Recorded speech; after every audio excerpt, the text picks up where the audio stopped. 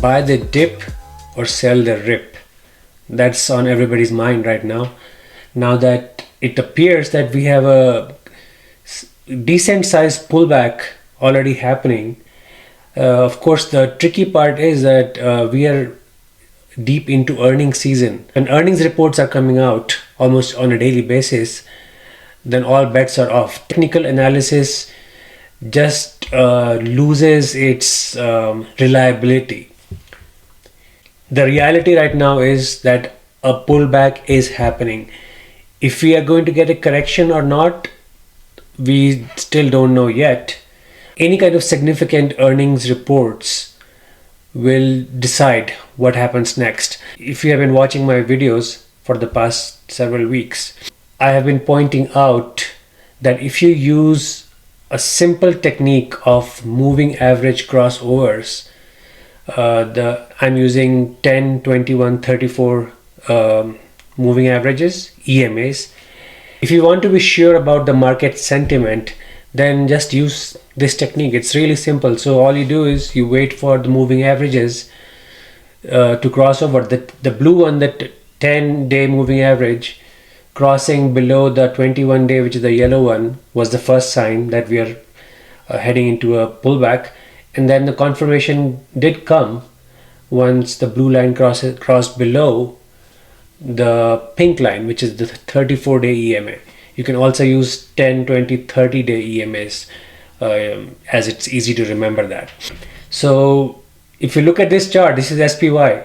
On November 7th, we got this moving average crossover, which was the sign that markets are turning bullish. And then this bull trend just continued for months, I don't know, almost 5 months. And finally, we are seeing a pullback. The tricky part is earnings.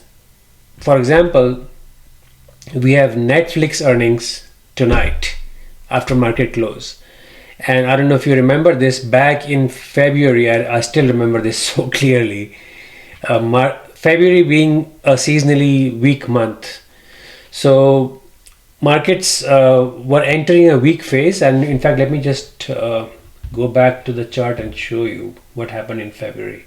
This is January 31st, end of January, and markets opened down. This is a significant red candle. So markets opened down, we had a gap down, and then look what happened in the next 2 days. So what caused this reversal on 131? I'll tell you what caused that reversal. Let's pull up Meta real quick. So this is February 1st. Look what Meta did. Meta came out with blowout earnings on February 1st, and I must know that now Mark Zuckerberg is the richest man on the planet. Elon Musk is no more the richest guy. Meta came out with blowout earnings, and that's what caused this reversal. If you look at QQQ, because since it's a tech stock, let's look at QQQ on February. So this is that massive dip, January end, February markets open lower, and boom, Meta earnings came out, and then just Nasdaq just took off like crazy. So things like that happen during earnings season. So although we are clearly seeing signs of a pullback happening right now, but Netflix can change everything. So let's switch to SPY once more, and let me show you a couple of things.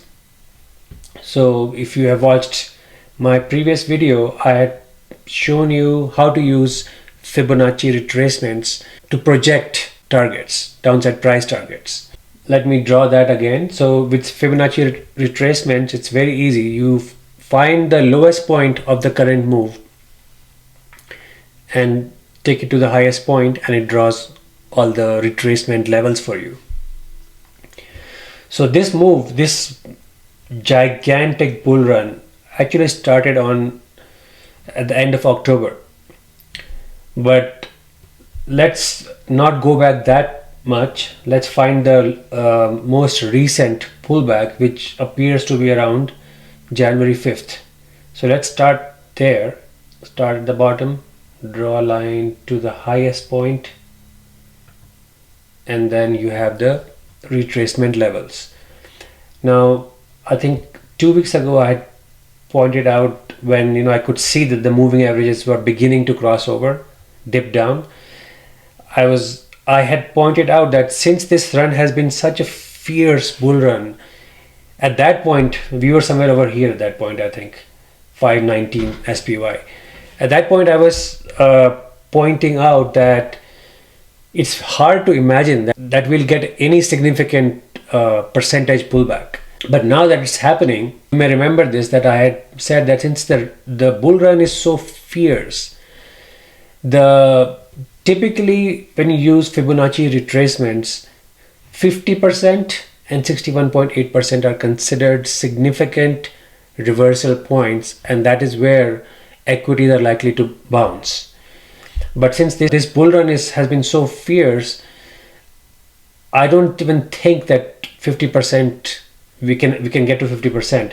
So I was mentioning that 38.2% retracement is that level where markets might see a bounce. Now that bounce could be a dead cat bounce. So for example, look at Dow Jones. Dow Jones was up almost 300 points today. So we're seeing a slight bounce here. So this is that area of a dead cat bounce. Now, if Netflix reports an earnings beat and they raise forward guidance, this will get a reversal right here. So markets will just start going up from here. And again, we don't know how much they can go up. They might we might see a significant move up to the 23% retracement level. And then it all depends on all the tech earnings that we'll start seeing in the next couple of weeks.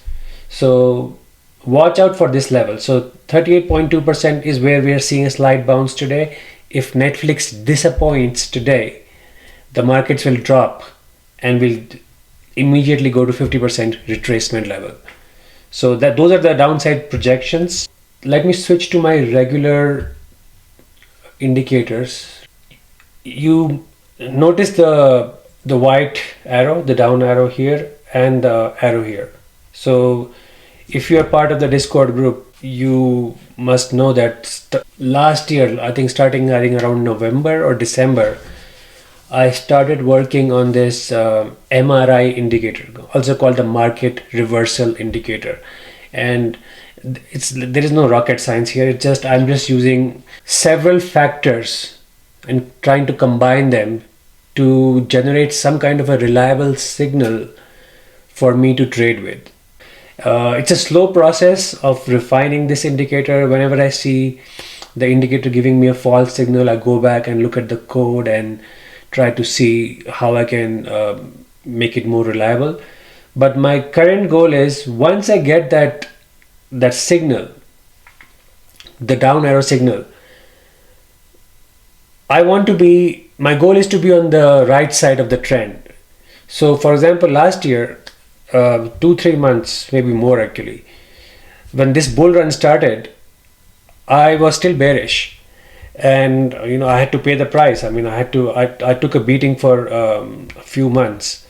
So if this indicator works as expected, my goal is that once I see that arrow, that tells me that this is the current trend.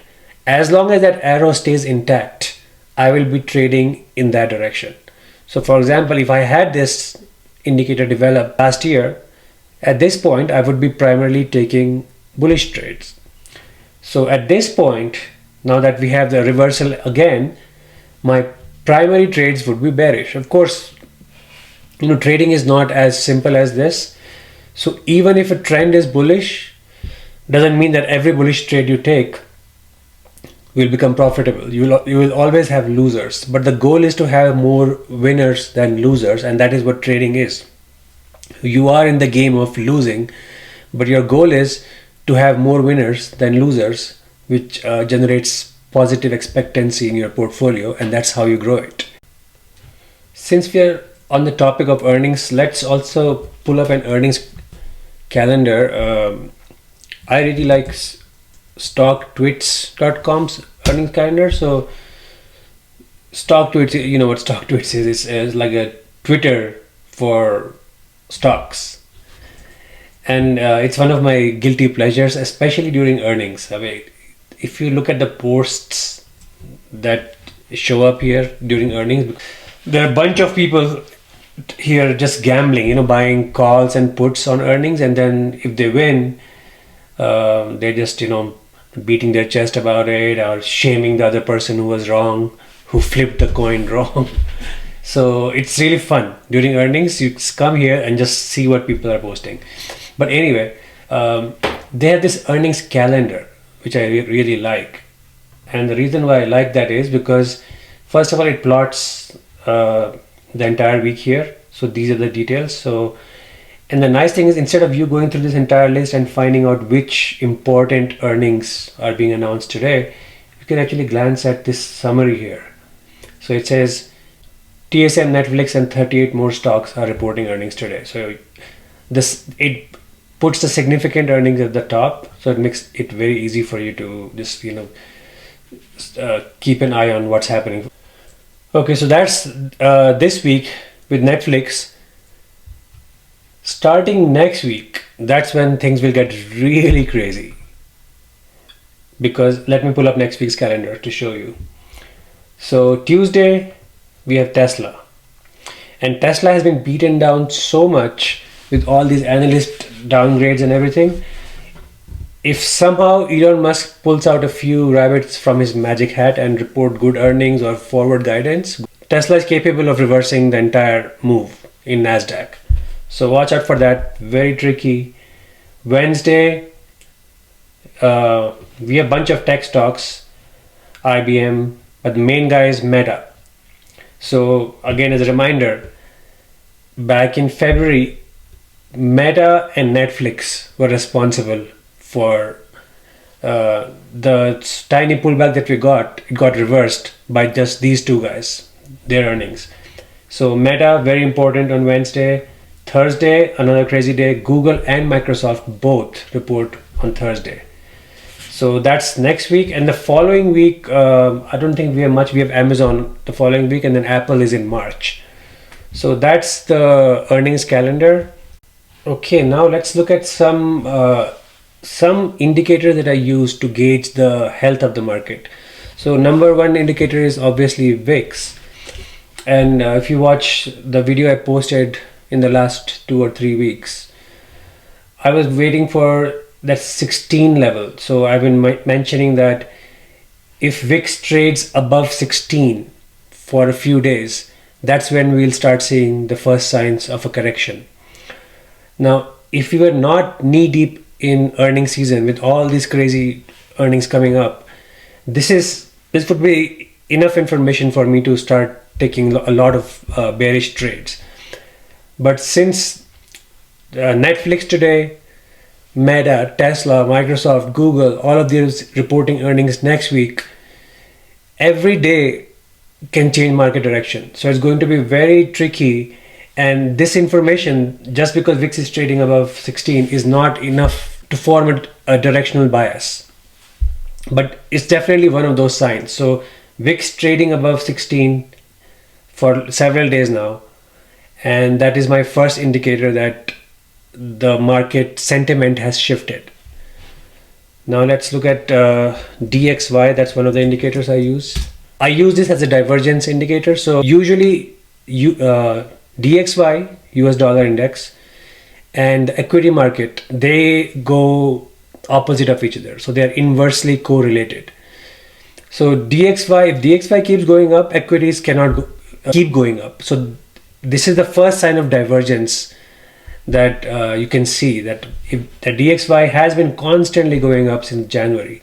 So if you enjoyed this bull run, all it's telling you is be cautious, because eventually this divergence will end up resolving itself. So DXY keeps going up, equities have been going up, eventually one of them will crack.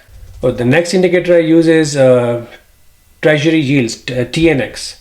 And I don't know if you notice, if you try to pull up TNX, it has stopped working in TOS. So they made some change. You have to do TNX CGI for some reason. I need to look into that, why they did that. But if you do TNX CGI, you can see the chart of 10-year treasury yields. And again, this is another divergence indicator.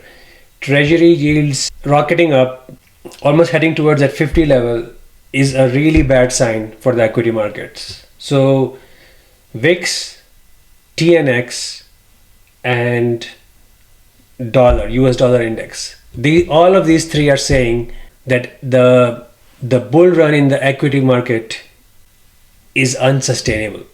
Again, all these indicators are screaming out loud that the bull run in the equity market is done. But again, I wish I could say it this with more confidence, that just start buying puts like crazy and you'll be fine.